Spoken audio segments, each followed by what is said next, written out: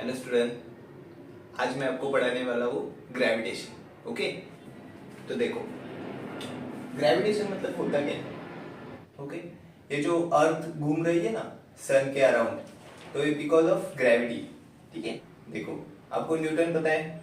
Okay, Newton क्या क्या कर रहा था, एक दिन एप्पल के पेड़ के नीचे बैठा था। ओके, तो क्या हुआ, एप्पल नीचे गिर गया जमीन पे। तो वो सोचने लगा कि क्या हुआ, ये नीचे क्यों गिरा, is there any kind of force. बराबर, तो कौन सा भी प्लेनेट रहने तो उसका एक खुद का ग्रेविटेशनल फोर्स रहता है, जिसके कारण वो क्या करता है, दूसरी जो चीजें है उसको अपनी तरफ अट्रैक्ट करता है। ओके, तो उसको ही बोला जाता है ग्रेविटेशनल फोर्स। अब ये डायग्राम में देखो क्या हो रहा है, कौन सी भी चीज अगर अर्थ के सराउंडिंग में आ रही है, अर्थ के एटमॉस्फेयर में आ रही है, तो वो वो एटमॉस्फेयर छोड़ के वो जा रही है क्या बाहर। सैटेलाइट वगैरह देखो, अपना अर्थ का एटमॉस्फेयर, अर्थ का ऑर्बिट छोड़ के बाहर जा रही है क्या। मून अपना ऑर्बिट जो है घूमने का उसका, वो छोड़ के बाहर जा रहे क्या, नहीं जा रहे। It is because of gravitational force between moon and earth. समझे। और कौन सी भी चीज अगर आप ऊपर फेंक रहे हो, मतलब अर्थ सरफेस के ऊपर फेंक रहे हो, ठीक है, तो क्या क्या हो रही है, वो नीचे की तरफ खींची जा रही है बिकॉज ऑफ ग्रेविटेशनल फोर्स। अभी आप बॉल फेंको ऊपर, तो क्या होगा, कुछ टाइम में क्या होगा, वो बॉल नीचे आएगा। बराबर, कि वो ऊपर ही जाएगा, नहीं, वो नीचे आएगा ड्यू टू ग्रेविटेशनल फोर्स। तो समझे, तो ग्रेविटेशनल फोर्स ये कैसे एक्ट होता है, इट एक्ट्स डाउनवर्ड। ठीक है, it acts towards the centre of the अर्थ। ये बात आप याद रखो। समझे आप ग्रेविटेशनल फोर्स क्या होता है। ओके, अभी नेक्स्ट क्या है देखो, फोर्स एंड मोशन। अभी फोर्स एंड मोशन की बात निकली, तो किसकी बात निकलेगी, न्यूटन्स की। तो न्यूटन के कितने लॉ रहते हैं, टोटल 3 लॉज है न्यूटन के। बराबर, न्यूटन फर्स्ट लॉ किसके बारे में बताता है, लॉ ऑफ इनर्शिया। ये किसके बारे में बताता है, लॉ ऑफ इनर्शिया। ठीक है, अभी लॉ ऑफ इनर्शिया मतलब क्या है, body remain in it state of rest and in a uniform motion unless and until an external force acts upon it. ये हो गया न्यूटन का फर्स्ट लॉ। ठीक है, इसका मतलब क्या है, देखो ये बॉडी है मेरी, इसका कुछ तो वेट मास रहेगा ना। ठीक है, मास हो गया। अभी इसका वेट किधर एक्ट होगा, मैं क्या बोल रहा हूँ सुनो, ये मास है, मास किस में रहता है, केजी में रहता है, और वेट किस में रहेगा, न्यूटन में। तो इसका वेट कहाँ पे एक्ट होगा, downward, because of gravitational force m into G. समझे।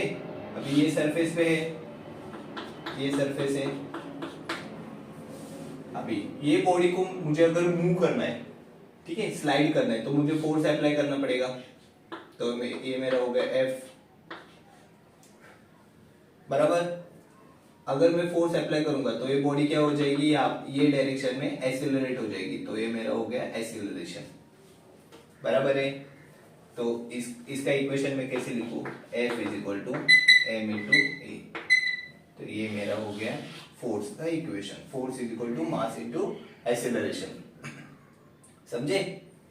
अभी ये कब मूव होगी, जब इसका इनर्शिया ब्रेक होगा तभी। क्योंकि अगर मैं इसको 1 न्यूटन 2 न्यूटन फोर्स अप्लाई करूं, लेकिन इसका मास कितना है, 10 केजी है, तो 1 न्यूटन फोर्स से ये हिलेगी क्या, नहीं हिलेगी। बराबर, तो इसका इनर्शिया मतलब ये स्टेडी पोजीशन, इसका जो वेट है, इससे ज्यादा अगर मैं फोर्स अप्लाई कर रहा हूं, बराबर, तो ही ये क्या होगी, ये पोजीशन से दूसरे पोजीशन मूव हो जाएगी। समझे, तो इसको क्या बोला जाता है, law of inertia. Understood. Okay, ठीक है। और इसका इक्वेशन समझे आप, force is equal to mass into acceleration. अभी सेकेंड लॉ क्या बताता है,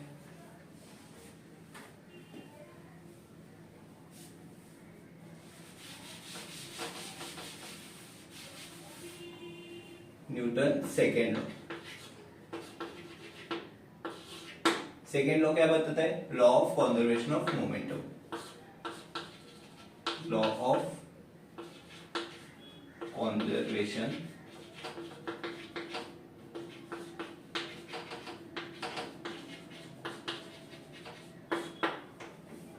मोमेंटम।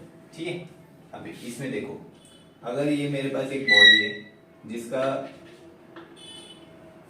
इनिशियल मास है m1, ठीक है, और ये कुछ दूर जाने के बाद अभी ये बॉडी ये डायरेक्शन में मूव हो रही है, तो ये मेरा हो गया उसका v1 मतलब वेलोसिटी, ये डायरेक्शन में मूव हो रही है, तो ये मेरा इनिशियल वेलोसिटी है, यहाँ पे मेरा है फाइनल वेलोसिटी, ठीक है, और ये फाइनल वेट। अभी ये मास, ये दोनों जो मास है, ये तो एक ही बॉडी है ना, तो मास चेंज होगा क्या? नहीं होगा, बराबर, लेकिन वेलोसिटी चेंज हो सकती है, ठीक है, क्योंकि मैं अगर कौन सी भी बॉडी फेंक रहा हूं तो मेरी इनिशियल वेलोसिटी क्या रहेगी? मैक्सिमम रहेगी, और वो आगे जाते जाते कम होती जाएगी, बराबर है, ठीक है। तो देखो अब इसको मैं कैसे लिख सकता हूं? सो यहाँ पे फोर्स में कैसे लिखूंगा? Law of conservation of momentum है ना, तो rate of change of momentum आपने सुना है, इसको कैसे लिखा जाता है? m2 v2 minus m1 v1 divided by t2 minus t1। With respect to time अगर आपकी क्वांटिटी होती है तो उसको बोलते हैं rate of change of that quantity, okay. अभी ये मास इनटू वेलोसिटी मतलब क्या होता है? मोमेंटम ऑफ द बॉडी, तो ये चेंज इन मोमेंटम है ना, क्योंकि ये final momentum minus initial momentum है, तो ये हो गया change in momentum with respect to change in time, इसके लिए बोलते हैं rate of change of momentum, समझे? तो F इज इक्वल टू, देखो क्या होगा, ये m2 और m1 क्या है? सेम है, m2 और m1 सेम है, तो इसको मैं m कंसीडर करूंगा, तो ये हो गया m, और यहाँ पे अंदर क्या बचेगा? v2 minus v1 divided by t2 minus t1। Change in velocity with respect to change in time, इसका मतलब क्या होता है? Rate of change of velocity, बराबर। तो velocity with respect to time, इसका मतलब क्या होता है? एक्सेलरेशन, बराबर, ये आपको पता है, okay. Displacement with respect to time velocity होता है, velocity with respect to time acceleration होता है, ठीक है, याद रखो ये बातें। तो इसको मैं लिख सकता हूँ F is equal to m into dv by dt, ठीक है। तो ये हो गया मेरा फॉर्मूला न्यूटन सेकेंड लॉ का, समझे आप? और न्यूटन का थर्ड लॉ क्या है? Every action there is equal and opposite reaction, ये न्यूटन का थर्ड लॉ है, समझे आप? ये लॉज ऑफ मोशन न्यूटन के, ठीक है। तो आगे चलते, नेक्स्ट टॉपिक क्या है? Next topic centripetal force.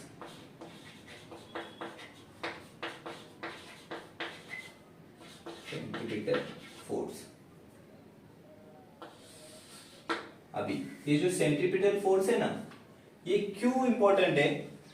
कौन सी भी चीज अगर सर्कुलर मोशन परफॉर्म कर रही है, क्या बोल रहा हूं मैं, सुनो, कौन सी भी चीज अगर सर्कुलर मोशन परफॉर्म कर रही है, कौन सा फोर्स इंपॉर्टेंट है? Centripetal force. क्या बोला मैंने? अगर कौन सी भी चीज को सर्कुलर मोशन परफॉर्म करना है तो कौन सा फोर्स इंपॉर्टेंट है? सेंट्रीपिटल फोर्स, ठीक है। तो ये सेंट्रीपिटल फोर्स कहां पे एक्ट होगा? टुवर्ड सेंटर की अवे फ्रॉम द सेंटर। अगर अवे फ्रॉम द सेंटर मतलब अवे फ्रॉम द सेंटर ऐसे एक्ट हुआ तो क्या होगा? ये बॉडी तो बाहर निकल जाएगी ना, बराबर कि नहीं?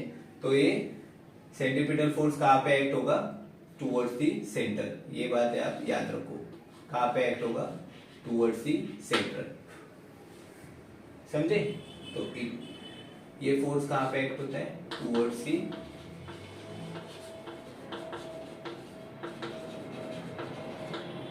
सेंटर, ठीक है, टुवर्ड द सेंटर एक्ट होगा। इसके लिए क्या होगा? ये जो बॉडी है ये सर्कुलर मोशन परफॉर्म करेगी, तो ये हो गया उसका रेडियस वेक्टर, बराबर। ये हो गया इसका लीनियर वेलोसिटी। लीनियर वेलोसिटी कैसे रहता है, सर्कुलर पाथ को टेंजेंट मतलब लीनियर वेलोसिटी रहता है, बराबर। मतलब अगर आप यहाँ पे आप क्या कर रहे हो, ये जो पत्थर है ये घुमा रहे हो, ओके, और ये रोप है, तो ये रोप अगर आप ब्रेक करते हो सडनली तो क्या होगा, ये कौन से डायरेक्शन में घूम रहा है, ये ऐसे घूम रहा है ना, ठीक है। तो ये किधर मूव होगा, tangential to the circular path, ये डायरेक्शन में वो मूव हो जाएगा, ठीक है, चला जाएगा वो वही डायरेक्शन में। तो इसको क्या बोलेंगे, लीनियर वेलोसिटी। और ये जो सर्कुलर पाथ में घूम रहा है इसको क्या बोलेंगे, एंगुलर वेलोसिटी, ओमेगा, ठीक है। तो ओमेगा का फॉर्मूला क्या होता है, v डिवाइडेड बाय r, ये इसका फॉर्मूला है ओमेगा का, ठीक है। तो v क्या होगा, linear velocity is r into omega, समझे, ओके। तो ये बात आप याद रखो, भूलना मत, ओके।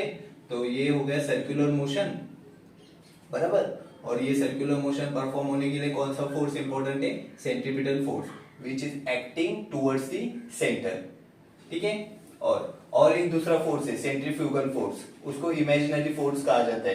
तो सेंट्रीफ्यूगल फोर्स आपको कहाँ पे एक्सपीरियंस करने को मिलेगा, आप बस में बैठते हो, ठीक है। बस क्या करती है, राइट टर्न लेती है, तो आप किधर मूव होते हो, लेफ्ट को मूव होते हो, बराबर कि नहीं। और वाइसा वर्सा, आप जाके बैठो और एक्सपीरियंस करो, तो उसको क्या बोला जाता है, centrifugal force which is acting away from the centre of the curvature, बराबर। अभी ये सेंट्रीपिटल फोर्स का फॉर्मूला क्या रहेगा, तो देखो centripetal force is equal to mv square divided by r, mv square upon r। अभी v का फॉर्मूला क्या है, r ओमेगा, तो यहाँ पे डालो m into r square omega square divided by r, बराबर। v की जगह पे r ओमेगा डाल दिया, ठीक है। तो ये r कैंसिल, ये इधर का r कैंसिल, तो इसका फॉर्मूला क्या होगा, in terms of omega mr omega square. तो ये हो गया फोर्स, कौन सा फोर्स, सेंट्रीपिटल फोर्स। ये कौन सा फोर्स है, सेंट्रीपिटल फोर्स, समझे आप। तो ये दोनों फॉर्मूले आप याद रखो सेंट्रीपिटल फोर्स के, ओके। यहाँ पे ध्यान दो, स्पीड क्या होता है, speed is equal to distance upon time, बराबर। अभी स्पीड क्या है, सपोज ये वेलोसिटी मतलब मैं स्पीड पकड़ रहा हूं, ओके। तो v is equal to distance कितना है, अगर मैं ये वेलोसिटी मेरी स्पीड पकड़ रहा हूं तो डिस्टेंस क्या होगा, ये पूरा डिस्टेंस हो जाएगा ना मेरा, ठीक है। ये डिस्टेंस हो जाएगा, तो इसको मैं क्या बोलूंगा, सरकमफरेंस ऑफ द सर्कल। तो ये कितना रहता है, 2 पाई r डिवाइडेड बाय, अगर एक सर्कल पूरा कवर कर रहा हूं तो वो हो गया मेरा टाइम पीरियड, ठीक है।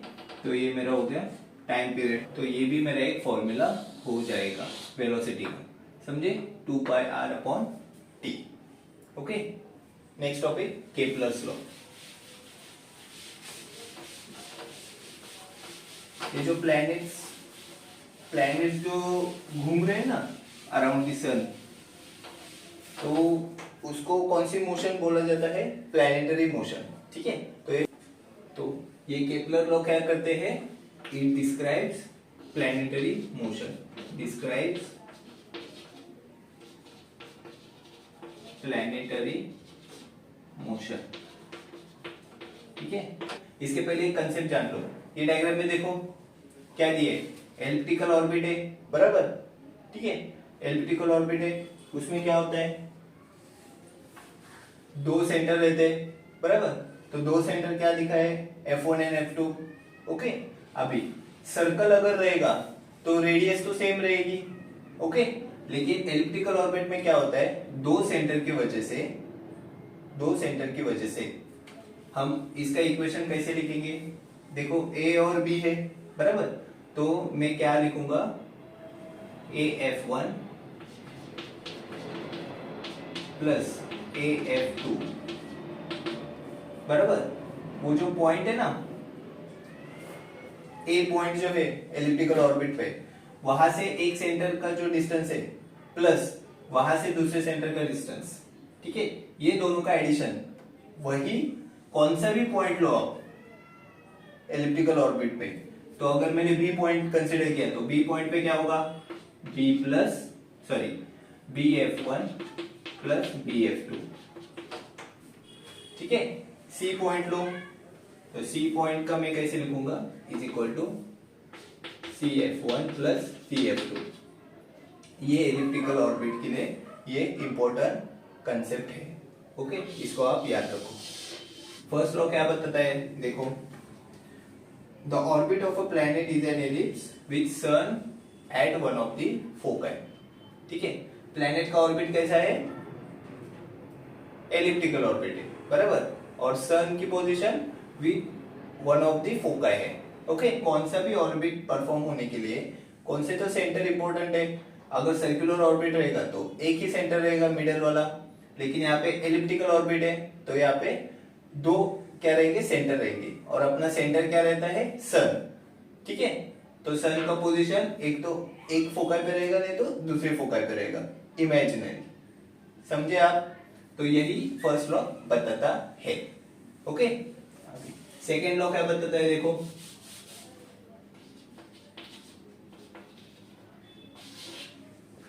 the line joining the planet and the sun switch equal areas in equal interval of time, समझे। इसका मतलब क्या है, अगर मैं बोलूं ये जो सन और ए ये रेडियस वेक्टर और सन और बी ये वाला रेडियस वेक्टर, ठीक है, तो ये एक फॉर्म कर रहे हैं, देखो सेक्टर फॉर्म कर रहे हैं ना, ठीक है। तो ये जो सेक्टर का एरिया है वही एरिया सेम रहेगा विद रिस्पेक्ट टू टाइम, ठीक है। अभी कैसे इसको कैसे बता सकते हैं, अगर ये मेरा एलिप्टिकल ऑर्बिट है, ठीक है, ये मेरा सन है, इधर मेरा सन है, यहां से ए मैंने लाइन ड्रॉ की, यहाँ पे ए है, यहां से मैंने लाइन ड्रॉ की, ये है कौन सा है, बी, बराबर। तो ये जो टाइम लग रहा है ए से बी तक जाने के लिए जो टाइम लग रहा है, ये वाला टाइम, ठीक है, यही टाइम में अगर कौन सा भी प्लैनेट अगर सपोज यहां से यहां तक जा रहा है with same time, with same time period, यहां से यहां तक जा रहा है, ठीक है, सी से डी तक जा रहा है, तो क्या होगा, ये मेरा जो एरिया है, ये वाला जो एरिया, ये दोनों सेम हो जाएंगे, ये वो बता रहे हैं सेकेंड लॉ में, समझे आप क्या बता रहे हैं।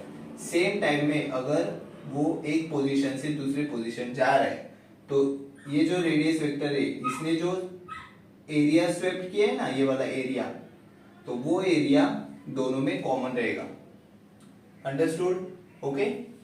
तो ये सेकेंड लॉ बताता है। अभी थर्ड लॉ क्या बताएगा,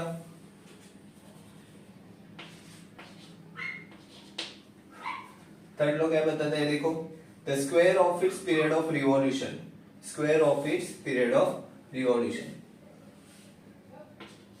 square of its period of revolution which is directly proportional to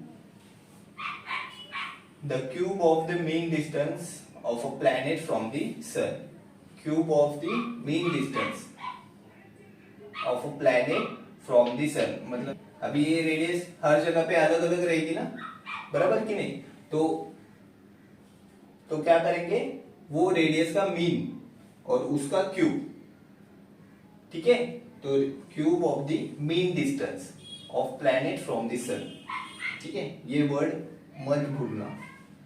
तो ये हो गया third law.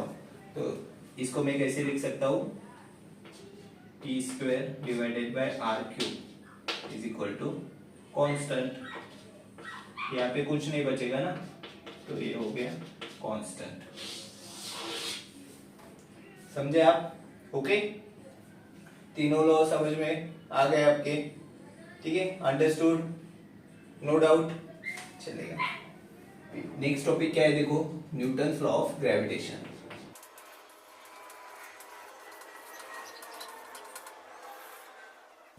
Newton's law of motion कितने हैं, 3 है, वैसे ही Newton's law of gravitation okay, तो ये क्या बताता है, द ग्रेविटेशनल फोर्स, डायग्राम देखो, दो मास है बराबर, दो बॉडी है, तो दो बॉडी का दो मास है m1 एंड m2, ठीक है, वो क्या कर रहे हैं, एक दूसरे को अट्रैक्ट कर रहे हैं because of Newton's law of gravitation. Okay, तो force is directly proportional to, कौन सा force, gravitational force, gravitational force is directly proportional to product of masses of two body, product of masses of two body and inversely proportional to square of distance between them।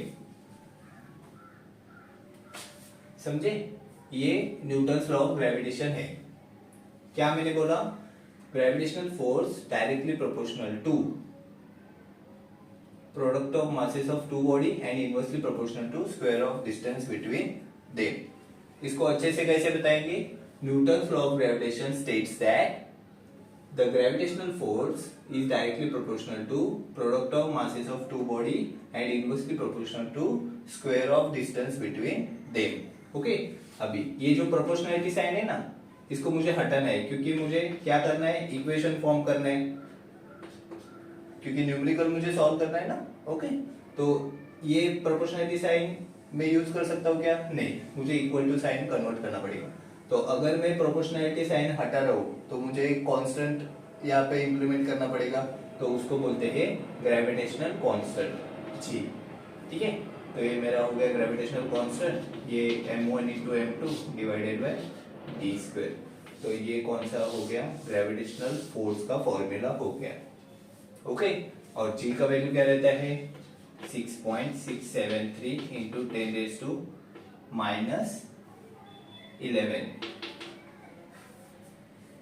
ठीक है, अब इसका unit देखो, अभी ये g चाहिए ना मुझे, तो क्या करूंगा मैं, d स्क्वायर इधर लेके आऊंगा तो मल्टीप्लाई हो जाएगा, तो क्या होगा, न्यूटन मीटर स्क्वायर बराबर, न्यूटन मीटर स्क्वायर। d किस में रहता है, मीटर में, मास किस में रहता है, kg में बराबर, फोर्स किस में रहता है, न्यूटन में। ओके, यूनिट ध्यान दो, फोर्स का यूनिट क्या है, न्यूटन, मास का यूनिट क्या है, kg बराबर, d का यूनिट क्या है, मीटर, ये ऐसा यूनिट है। ओके, तो क्या होगा, newton metre square per kg into kg ना, ये इसके डिनोमिनेटर में kg square, newton metre square per kg square, याद रहेगी ये वैल्यू। Okay, understood. अभी काइनेमेटिकल इक्वेशन पता है आपको, काइनेमेटिकल इक्वेशन,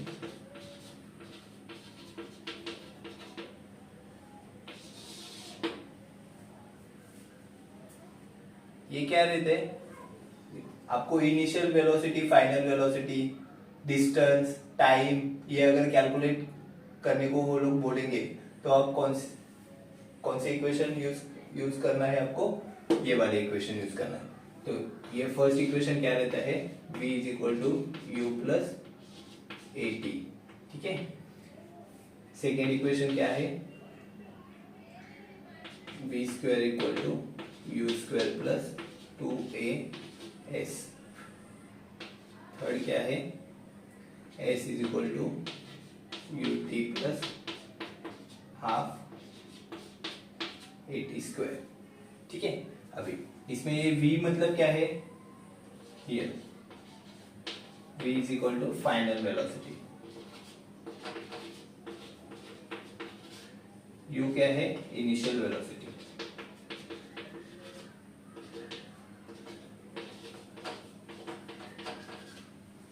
a क्या रहेगा, एक्सीलरेशन ऑफ मोशन,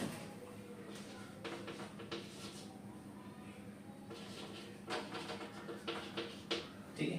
t क्या रहेगा, टाइम, और s क्या रहेगा, डिस्टेंस।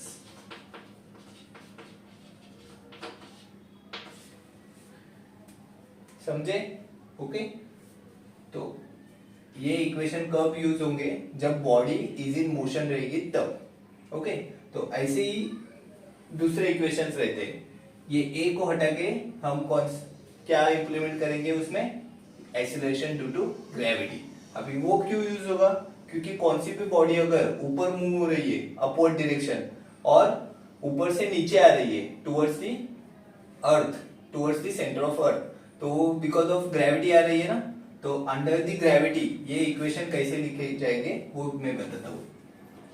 ये हो गया एक पार्ट। अभी under gravity phenomena, gravity phenomena क्या होगा, यही इक्वेशन में कैसे लिखूंगा, v is equal to u plus और माइनस जी टी। क्या लिखा मैंने, u प्लस और माइनस जी टी।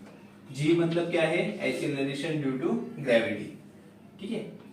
और v स्क्वायर क्या होगा, u स्क्वायर प्लस और माइनस 2gs। a को हटा के मैंने क्या लिखा, g। s is equal to U T plus और minus half G T square, ठीक है।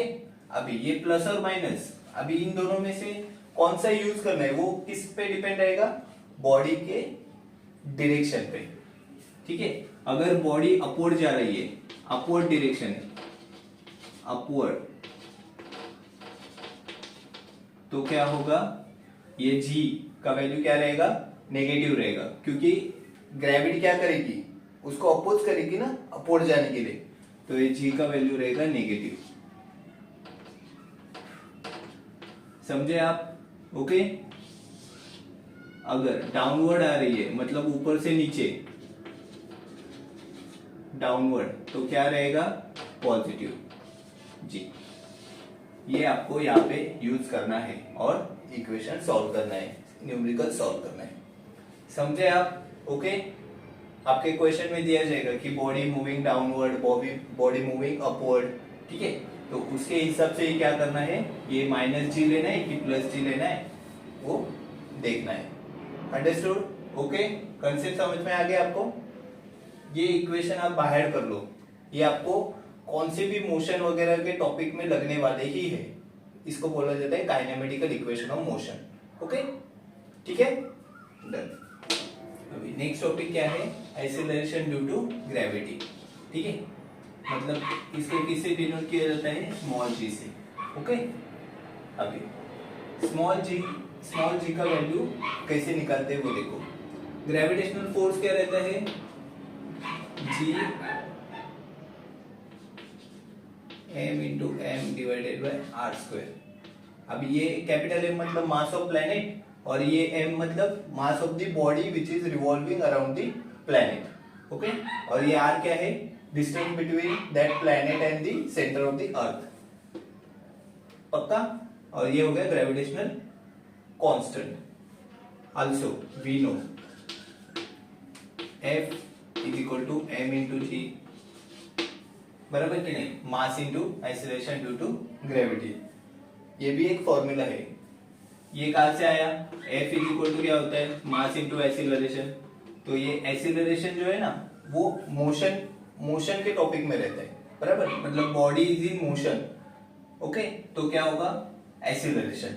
लेकिन अगर बॉडी अपवर्ड और डाउनवर्ड मूव हो रही है, बराबर, तो उसको किसे डिनोट करेंगे, ए को ये जी से, acceleration due to gravity, okay. दोनों का मीनिंग वही है।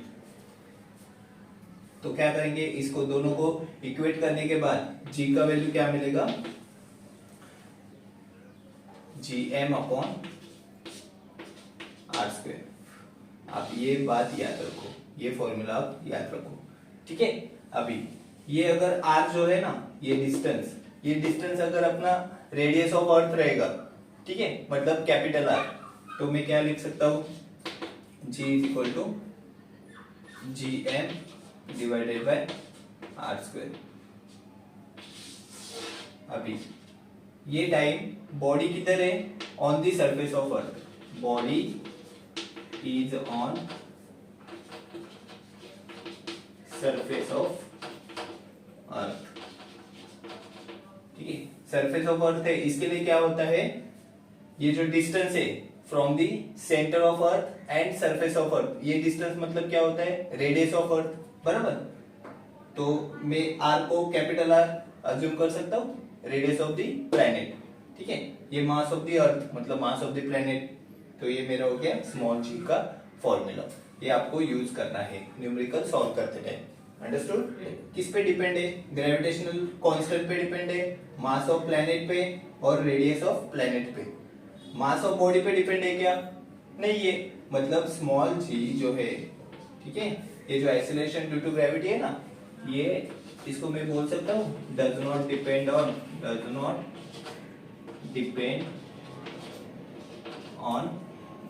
प्रॉपर्टीज ऑफ ऑब्जेक्ट, क्योंकि ये फॉर्मूला में स्मॉल एम है ही नहीं ना, ठीक है। तो मास ऑफ ऑब्जेक्ट पे वो डिपेंड होता ही नहीं है, एक्सीलरेशन ड्यू टू ग्रेविटी। समझे? Okay, understood? चलो अभी ये जो एक्सीलरेशन ड्यू टू ग्रेविटी है ना, ये इसका वैल्यू कैसे कैसे चेंज हो सकता है। अगर आप अर्थ कैसी रहती है, अर्थ सर्कुलर है क्या? नहीं है, थोड़ी कैसी है, वो ऐसी है, अपनी अर्थ ऐसी है, बराबर। ये जो डिस्टेंस है ये कम है, ये वाला डिस्टेंस लंबा है थोड़ा, ओके। मतलब विद रिस्पेक्ट टू पोल उसका डिस्टेंस क्या है? थोड़ा सा कम है। विद रिस्पेक्ट टू इक्वेटर वो क्या है? थोड़ा सा ज्यादा है, बराबर। तो यहाँ पे ग्रेविटी का वैल्यू अलग रहेगा और यहाँ पे एक्सीलरेशन ड्यू टू ग्रेविटी का वैल्यू अलग रहेगा। तो उसके लिए ये चार्ट है, या ये चार्ट आप याद रखो, ओके, ठीक है। तो ये टेबल आप याद रख सकते हो, ठीक है।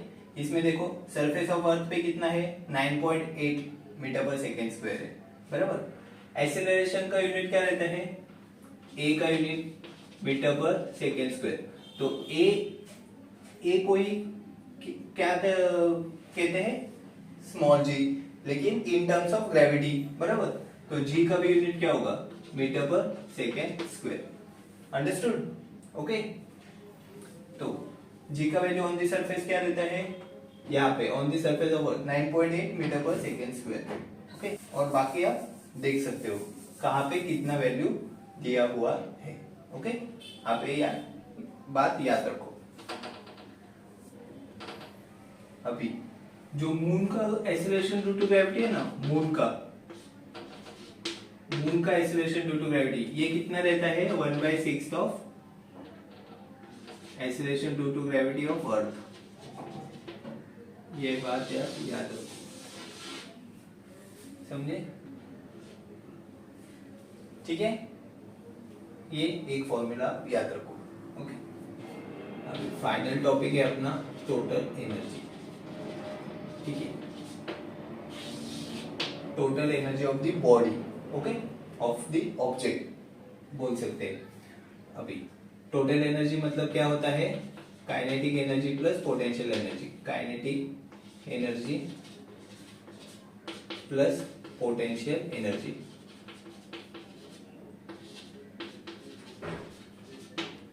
ठीक है। ये on the surface of earth है, ऑन सरफेस ऑफ अर्थ। तो क्या होगा? काइनेटिक एनर्जी कितने देती है? Half m v square. अभी ये v जो है ना वेलोसिटी, ये एस्केप वेलोसिटी रहती है। कौन सी रहती है? Escape velocity. एस्केप वेलोसिटी मतलब it is the minimum velocity, ठीक है, which is given to the satellite so that the satellite moves away from the earth's atmospheric orbit, ठीक है, समझे? एस्केप है ना ये। तो अर्थ का जो एटमॉस्फेयर है उसको ब्रेक करके वो बाहर चला जाए, तो वो बाहर जाने के लिए मिनिमम वेलोसिटी कितनी लगेगी? तो वो हो जाएगी एस्केप वेलोसिटी, उसको बोलते हैं एस्केप वेलोसिटी, ठीक है। प्लस पोटेंशियल एनर्जी क्या रहेगी? Minus GMM divided by R। ये फॉर्मूला है, आप याद रखना डायरेक्टली, ओके। अभी क्या होगा? ये मेरा क्या है? Total energy. टोटल एनर्जी, तो मैं इसको कैसे लिख सकता हूँ, half m v escape minus g m m upon r. On the surface of earth है ना, तो on the surface of earth मतलब क्या है, radius of earth from the centre of earth, वो जो डिस्टेंस है, बराबर। ये मेरा हो गया टोटल एनर्जी का फॉर्मूला। ठीक है, अभी मुझे एस्केप वेलोसिटी चाहिए, बराबर। तो मैं क्या करूंगा, law of conservation of energy use करूंगा, from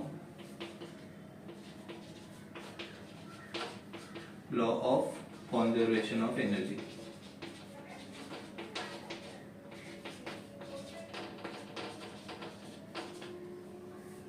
total energy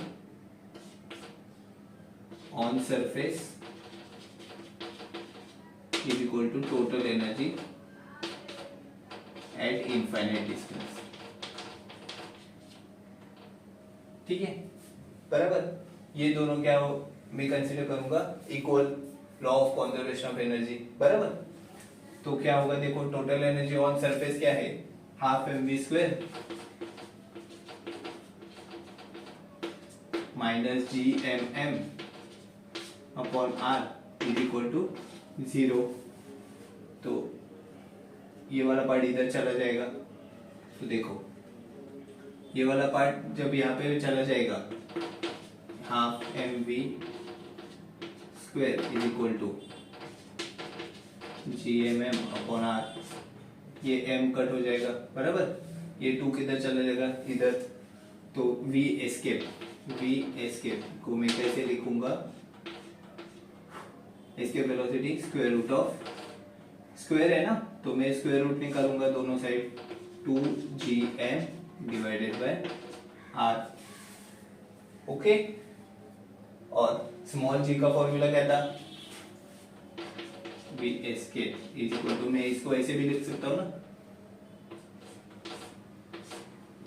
2g into r।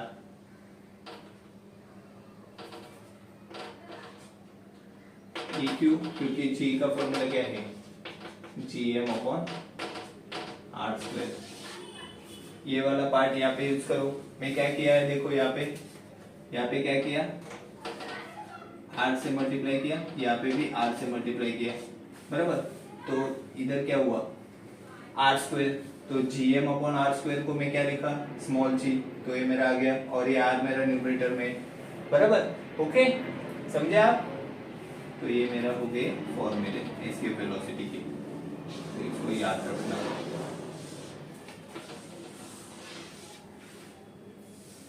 समझे, तो ग्रेविटेशनल चैप्टर यहाँ पे खत्म हो गया। ओके, नेक्स्ट लेक्चर में मैं आपको सिखाऊंगा इसके ऊपर न्यूमेरिकल जो रहते हैं वो कैसे सॉल्व करते हैं। ठीक है, तब तक आप इसको रिवाइज कर लो और मेरे चैनल को लाइक एंड सब्सक्राइब करो। Okay, thank you.